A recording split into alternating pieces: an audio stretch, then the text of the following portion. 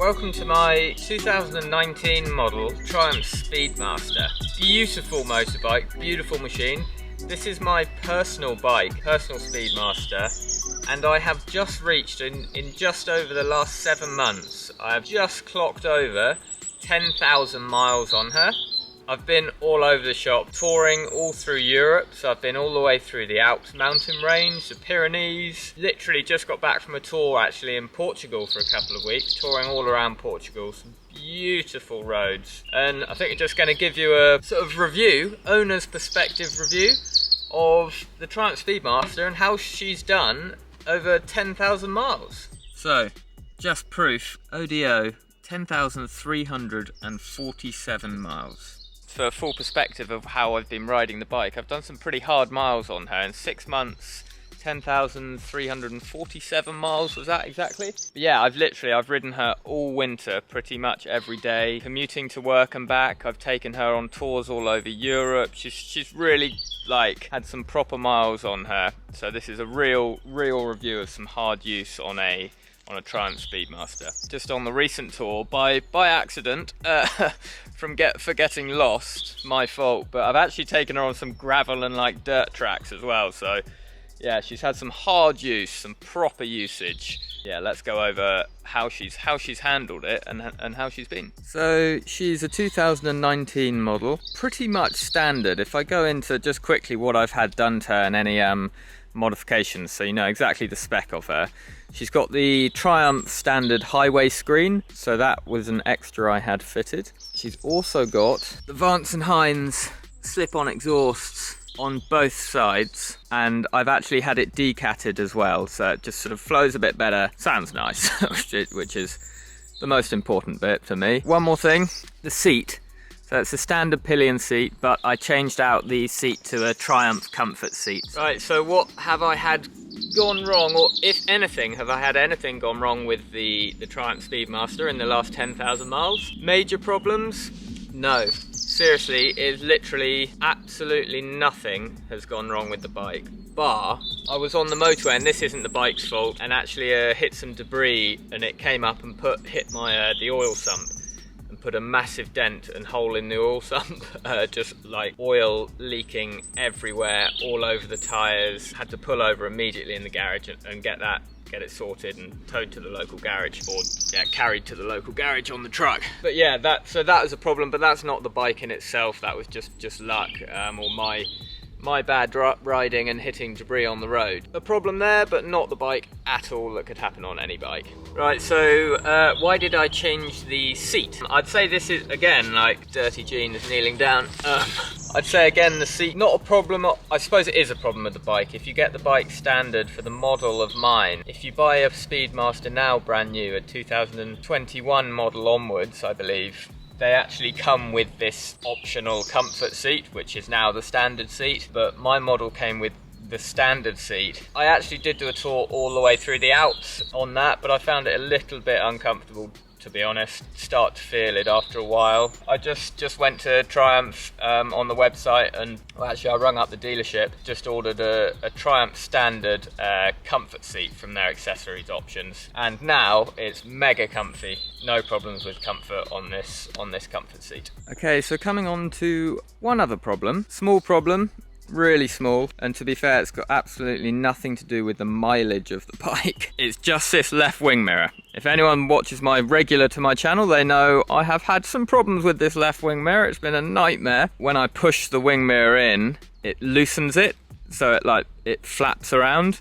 Then I have to push it back out and get an Allen key to tighten it back up every time I do that. But to be fair to the bike, I don't think it was designed to have the wing mirrors pulled in and out the whole time. So that's sort of my just individual problem, I suppose. It's really not a massive problem. Over 10,000 miles, that's pretty much, to start off with, any of the problems that I've had. So I need to get her serviced now, the 10,000 mile service. And I am getting a little bit of a wobble through the handlebars, I've noticed. Any various things, I need to take her in to get serviced. It could be down to suspension, tyres. I'm pretty sure it's not the tyres because I've had those changed. But it's not a massive problem. I've just started to notice it. Just a small wobble in that front end there. But once I've had it serviced, we'll go over, and of course I'll let you know what the issue is behind that. Cool, so yeah, as you can see, no major issues at all. It has just been an absolute beauty. I'm so proud of her. Let's just jump on, go for a little ride. Now go over any little intricacies, little points that I might want to change, or little things I find annoying about the bike, and the good points as well.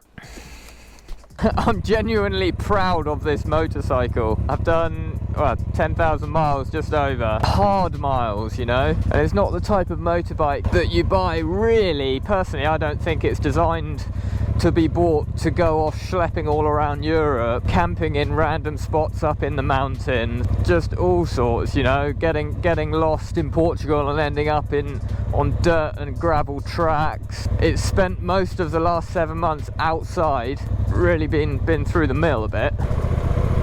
So any points I would change about the bike after my 10,000 miles? You know what, there are a couple, but not much. She's such a beauty. It's such a nice size. It's got the nice 1200. The engine's really nice. For a cruiser, actually, it's relatively small, you know, compared to some of the Harleys and other manufacturers making huge engines in their cruisers. This 1200 is quite small compared to some of those, and actually it makes the bike not too heavy. It's such a nice size. It's not a huge Harley Davidson or the BMW R18 or massive cruiser. It's a definite smaller bike dimensions than that. And actually, I see that as a bonus. It really is for handling around. And when I'm on these tours, getting on and off, find yourself lost, turning around on country lanes or whatever, it's just so much easier to handle. So yeah, I really like the size of it. That's been great. One thing I would change, which I'm sure I could rectify, but is the screen.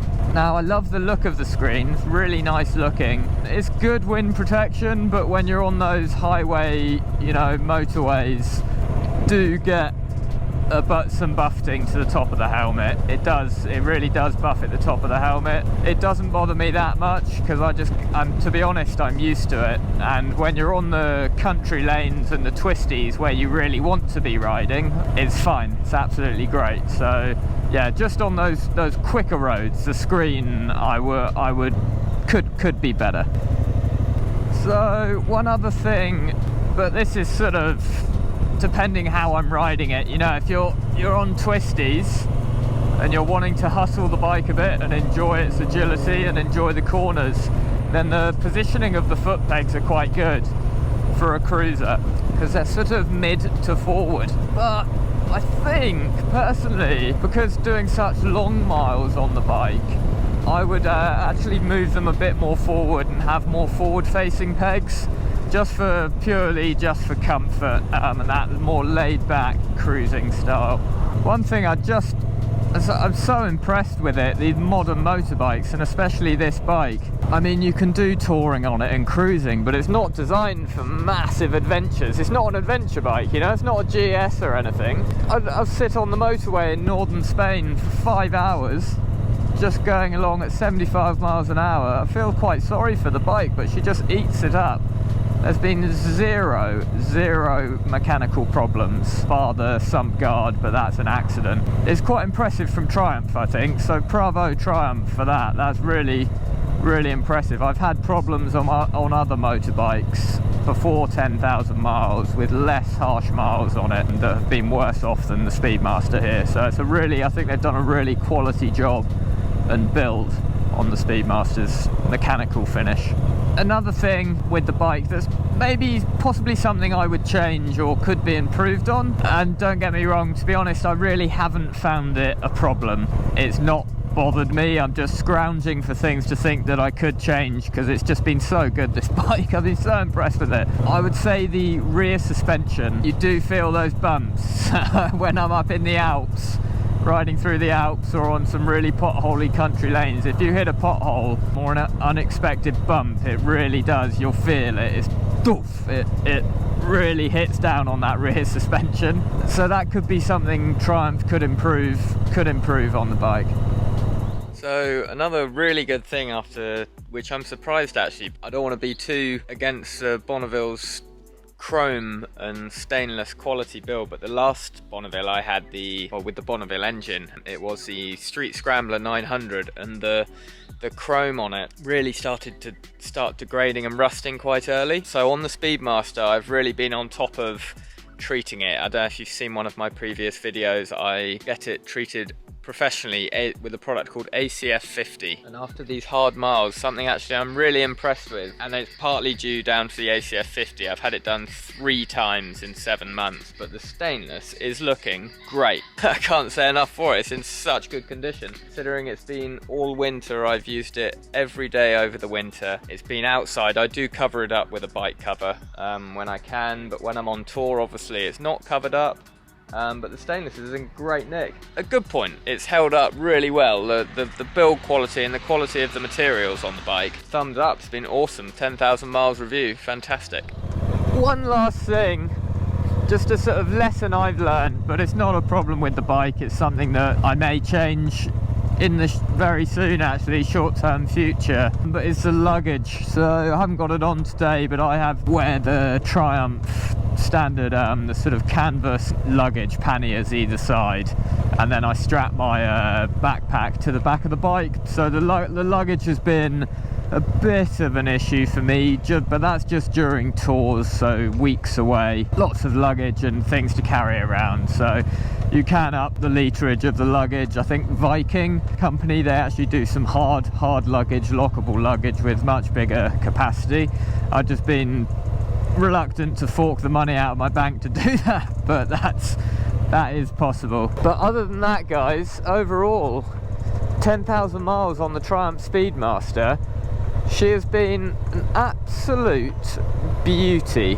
Seriously, I know I'd be biased because I own it, but honestly, I've absolutely loved it. I ride lots of other motorbikes and do reviews, etc., on lots of different styles and types of motorbikes and brands, and I love them all. But for an honest review, 10,000 miles in 7 months, excuse me, hard miles done, touring, city commuting, country riding, all sorts of riding. The Triumph Speedmaster so far has not skipped a single beat wrong. So yeah, really glowing review from Red Ang Revival on the Triumph Speedmaster so far.